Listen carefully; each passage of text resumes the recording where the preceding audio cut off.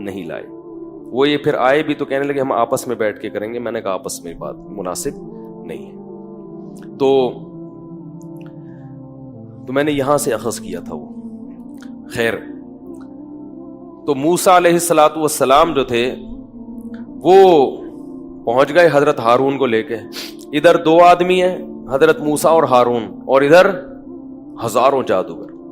اور فرعون اس خوش فہمی میں کہ ابھی یہ دونوں کیا کریں گے, ان ہزاروں جادوگروں سے مقابلہ ہار جائیں گے. قرآن کے الفاظ دیکھیں, موسیٰ علیہ السلام نے پہلے ان جادوگروں کو تبلیغ کی. وہ ہزاروں کھڑے ہوئے ہیں نا, اور لوگ پورا مصر جمع ہوا ہے تماشائی بن کے. اللہ جب اپنے دین کو غالب کرنا چاہتے ہیں نا تو اس کی پرچار کا اس طریقے سے انتظام کرتے ہیں.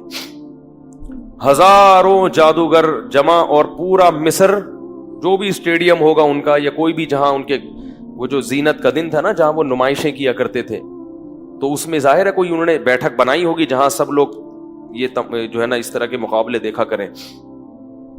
تو موسیٰ علیہ السلام نے ان جادوگروں کو تبلیغ کی, وَيْلَكُمْ لَا تَفْتَرُوا عَلَى اللَّهِ كَذِبًا, تم تباہ ہو جاؤ, تم اللہ پہ جھوٹ مت باندھو, میں اللہ کا نبی ہوں, میرے مقابلے میں مت آؤ.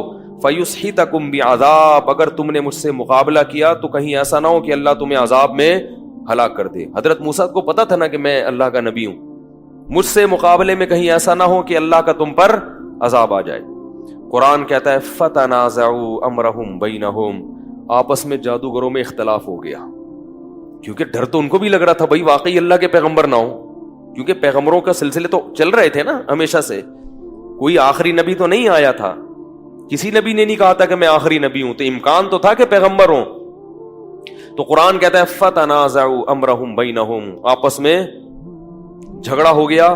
وَأَسَرُّوا النَّجْوَىٰ, مگر یہ جھگڑا کھلے عام نہیں, کان میں ہو رہا ہے. آپس میں زور زور سے اختلاف کریں گے نا تو فرعون کہے گا اور پبلک کہے گی یہ تو خود ہی جو ہے نا کنفیوز ہے لڑائی میں. تو آپس میں کیا ہو گیا, کانا پھوسی شروع ہو رہی ہے. کچھ کہہ رہے ہیں کہ لڑنا چاہیے, کچھ کہہ رہے ہیں کہ نہیں بھائی سچا نبی ہوا تو ہماری تو ایسی کی تیسی ہو جائے گی. قرآن میں یہ بھی ہے کہ جادوگروں نے فرعون سے پیشگی یہ کہا کہ یہ مقابلہ جیتنے پہ ہمیں ملے گا کیا, یعنی فری میں ہم سے ایسا مقابلہ کرا رہے ہو, کچھ ملے گا بھی؟ فرعون نے کہا اجر تو الگ ملے گا, پیسے تو الگ ملیں گے. وَإِنَّكُمْ لَمِنَ الْمُقَرَّبِينَ, میرے دربار میں خصوصی نشستیں ملیں گی. اگلا ٹکٹ کس کا ہوگا الیکشن میں؟ الیکشن نہیں ہوتے تو اس زمانے میں, یعنی تمہیں حکومتی عہدے بھی ملیں گے. عہدوں کی لالچ بڑی خراب ہے, تو پیسے بھی ملیں گے اور ساتھ ساتھ میرا قرب بھی ملے گا. اس سے پتا چلتا ہے کہ فرعون کس قدر مصیبت میں تھا اور کتنا زیادہ چاہتا تھا کہ میرے موسیٰ علیہ السلام یہ مقابلہ ہار جائیں. کیسا زور لگا رہا تھا, لالچ بھی دے رہا ہے اور عہدوں کی آفر بھی دے رہا ہے. تو قرآن کہہ رہا ہے فَتَنَازَعُوا أَمْرَهُمْ بَيْنَهُمْ وَأَسَرُّوا النَّجْوَىٰ, چپکے سے سرگوشیاں کی اور آپس میں اختلاف پڑ گیا, یار کہیں ایسا نہ ہو کہ لینے کے دینے پڑ جائیں. پھر انہوں نے فیصلہ یہ کیا کہ اگر ہم اس طرح سے آپس میں اختلاف کریں گے تو مقابلہ نہیں کر سکتے. کمزور آدمی, کنفیوز آدمی مقابلہ نہیں کر سکتا.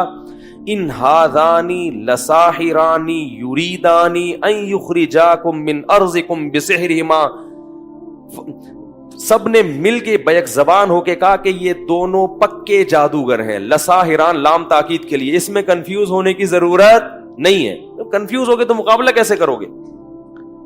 لساحرانی یریدانی, اور یہ چاہتے ہیں کہ تمہیں جادو کے زور سے تمہارے ملک سے نکال دیں. فاجمعوا کیدکم, مل کے ایک تدبیر کرو, ہماری صفوں میں اختلاف. بولو بھائی نہیں ہونا چاہیے, ایسا نہیں کہ کوئی جادو دکھا رہے کوئی نہیں دکھا رہے, اس سے معاملہ خراب ہو جائے گا. فاجمعوا کیدکم ثم اتوا صفا, اور صف بستہ ہو کے ایک ہی وار کر دو موسیٰ کے اوپر, ایک ہی وار پھینکو سب مل کے, کیونکہ اکٹھے حملہ کرنے میں کیا ہوتا ہے؟ بولو بھائی نقصان ہوتا ہے. پھر جب مقابلے کے لیے کھڑے ہوئے اور سب نے فیصلہ کر لیا کہ بھائی یقین کر لو کہ یہ کیا ہے, یہ بھی اللہ کی طرف سے تھا نا, اللہ دکھانا چاہ رہے تھے. اگر مقابلے سے ہی فرار ہو جاتے تو یہ منظر کہاں نظر آتا.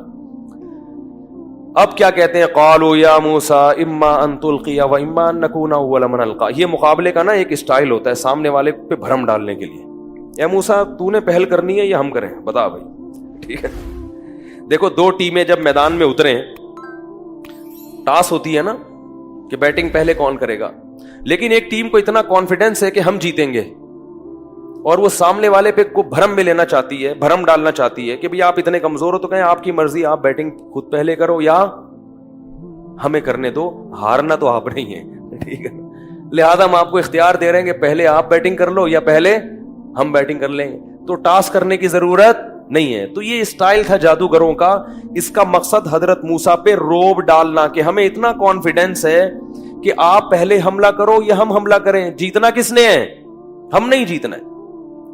قالوا یا موسیٰ, اے موسیٰ, اما ان تلقیا و اما ان نکون اول من القا, تو نے اپنا جادو دکھانا ہے یا ہم پہلے اپنا ہنر دکھائیں. حضرت موسیٰ کو تو پتہ ہی نہیں تھا کرنا کیا ہے, ان کو تھوڑی پتا تھا کہ میری لاٹھی سانپ بنے گی, کچھ بھی نہیں پتا تھا کہ ہوگا کیا. وہ تو اللہ کے حکم سے آ کے میدان میں کھڑے ہو گئے. ان کو تو جادو آتا نہیں تھا کہ وہ جادوگروں کا جادو سے, وہ تو کھڑے ہوئے کہ میں تو اللہ کی وحی کا کیا کروں گا. یہ یاد رکھو, حضرت موسیٰ کو اختیار نہیں تھا کہ وہ لاٹھی کو سانپ بنا دیتے, یہ اختیار نہیں تھا. تبھی ہر دفعہ اللہ کے حکم کا انتظار کرتے کہ اب کیا کرنا ہے.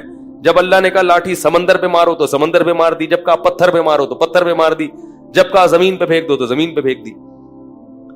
تو حضرت موسیٰ علیہ السلام نے کیا کہنا تھا, انہوں نے فرمایا کہ القو, تم ہی دکھاؤ بھائی, جو تم نے کرنا ہے وہ تم دکھاؤ. کیونکہ حضرت موسیٰ کو تو معلوم نہیں تھا کہ میں نے کرنا کیا ہے. قرآن کہتا ہے فَأَلْقَوْا حِبَالَهُمْ وَعِصِيَّهُمْ, وہ تمام جادوگر نا ایک ہاتھ میں رسی اور ایک ہاتھ میں ان کے لاٹھی تھی, وہ سب یہ لاٹھی اور رسیاں لے کر آئے, اور فَأَلْقَوْا, ان لاٹھی اور رسیوں کو زمین پر ڈال دیا. جیسے ہی زمین پر ڈالا ہے, یہ بڑے بڑے سانپ بن کے, پھرتیلے سانپ بن کے حضرت موسیٰ کی طرف دوڑنے لگے. اور یہ لوگ یہ منظر دیکھ رہے ہیں. حضرت موسیٰ نے یخیل الیہ من سحرہم انہا تسعی, اللہ فرماتے ہیں جادو ایسا لوگوں کی آنکھوں پہ کیا کہ سب کو یہ لگا کہ یہ سانپ بن کے دوڑ رہی ہیں.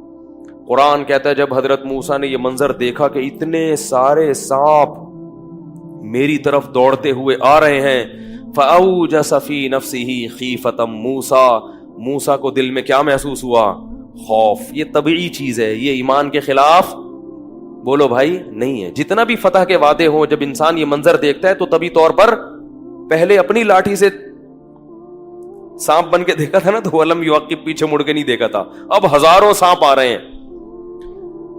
فأوجس فی نفسہ خیفۃ موسیٰ, موسیٰ نے اپنے دل میں کیا محسوس کیا, خوف. اللہ فرماتے ہیں قلنا, ہم نے وحی کی, لا تخف اے موسیٰ, خوف مت کر, انکا انت الاعلی, آج کے دن تو ہی غالب رہے گا. آج میں نے اپنے دین کو کہ برحق ہونے کو دنیا کے سامنے دکھانا ہے کہ فرعون جو دین لے کر آیا ہے وہ برحق نہیں ہے. پیغمبر جو دعوت لے کر آتے ہیں وہ دعوت برحق ہوتی ہے. اے اللہ کیسے کرے گا, القی ما فی یمینک, اے موسیٰ تیرے دائیں ہاتھ میں جو لاٹھی ہے نا, اس سے پتہ چلتا ہے ہمیشہ حضرت موسیٰ لاٹھی کے ساتھ میں پکڑتے تھے دائیں ہاتھ. اس سے پتہ چلتا ہے کہ دائیں ہاتھ کا استعمال زیادہ کرنا چاہیے. پیسوں کا لین دین, پانی پینا, کھانا کھانا, چماٹ مارنا, یہ سب کس سے ہونا چاہیے, دائیں ہاتھ سے. الٹا ہاتھ برے کاموں کے لیے. آج حکیم الامہ مولانا اشرف علی تھانوی رحمہ اللہ تعالیٰ کے بارے میں آج ہمارے استاذ بتا رہے تھے, آج کی بات ہے. وہ فرماتے ہیں میں نے 3 کام زندگی میں کبھی نہیں کیے. ایک تو روزانہ 10 پارے پڑھتا ہوں, کبھی ناغہ نہیں کیا پوری زندگی. مولانا اشرف علی تھانوی رحمہ اللہ تعالیٰ کی ہزاروں تصنیفات ہیں, اتنا کام اللہ نے ان سے لیا ہے امت کی اصلاح کا, اور اس میں بھی روزانہ کتنے پارے پڑھنے کا معمول تھا, 10 پارے. کیسے اللہ نے ان کے وقتوں میں برکت دی. فرمایا ایک کھانے کا میں نے ہمیشہ ادب کیا ہے, رزق کا, کبھی پائنتی کی طرف کھانا نہیں رکھا. یعنی جس طرف ہم چارپائی پہ لیٹتے ہیں نا, تو پاؤں کی طرف کھانا کبھی اس جگہ نہیں رکھا, ہمیشہ کہاں رکھا ہے, یہ رزق کا احترام ہے. اور تیسری چیز, کبھی دائیں ہاتھ سے بائیں ہاتھ سے لین دین, بولو بھائی, جب بھی کسی کو کوئی چیز دی تو سیدھے ہاتھ سے لی, تو سیدھے ہاتھ سے. تو یہ نبی صلی اللہ علیہ وسلم کا حکم ہے, دائیں ہاتھ کا استعمال جو ہے نا, اس میں برکت اللہ نے رکھی ہے. پیسوں کے لین دین اس سے کیا کرو. خیر, القی ما فی یمینک, تیرے دائیں ہاتھ میں جو لاٹھی ہے اس کو زمین پہ ڈال دے. جیسے ہی حضرت موسیٰ نے وہ لاٹھی ڈالی ہے تو انہوں نے تو یہ دکھایا تھا کہ یہ سانپ, یہ رسیاں ایسے ہیں جیسے سانپ, حقیقت میں وہ سانپ نہیں بنی تھی.